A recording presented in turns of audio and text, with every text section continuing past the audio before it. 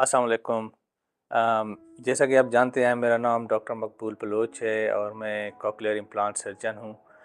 Cochlear implant के बारे में आपको पता होगा, ये स्पेशली उन बच्चों में लगाया जाता है जो टोटली डेफ होते हैं, जो कि बातचीत नहीं कर सकते। आज हमारी इस वीडियो का मकसद ये है कि बच्चा जब पैदा होता है तो माँ बाप को कैसे पता चलेगा कि इसकी सुनवाई है या नहीं है। तो बच्चे की उम्र जब तक 4 महीने, 3 महीने, 5 महीने, 6 महीने नहीं हो जाती तो वालिदैन को इसका पता नहीं चल सकता कि बच्चे की सुनवाई है या नहीं है।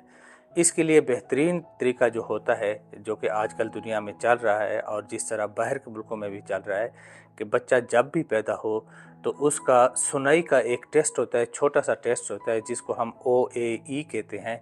उस पे 5 मिनट लगते हैं और वो आपके इलाके में हर जगह जो ऑडियोलॉजिस्ट होते हैं, जो सुनवाई वाले हमारे डॉक्टर्स होते हैं, प्रोफेशनल्स होते हैं, वो कर रहे होते हैं।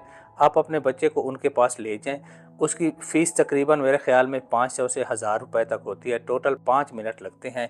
वो अगर सुनवाई का टेस्ट उसी टाइम हो जाए जब बच्चा पैदा होता है, पहले महीने में हो जाए, तो ये सबसे बेहतर होता है। उससे आपको कंफर्म हो जाता है कि बच्चे की सुनवाई ठीक है या नहीं है।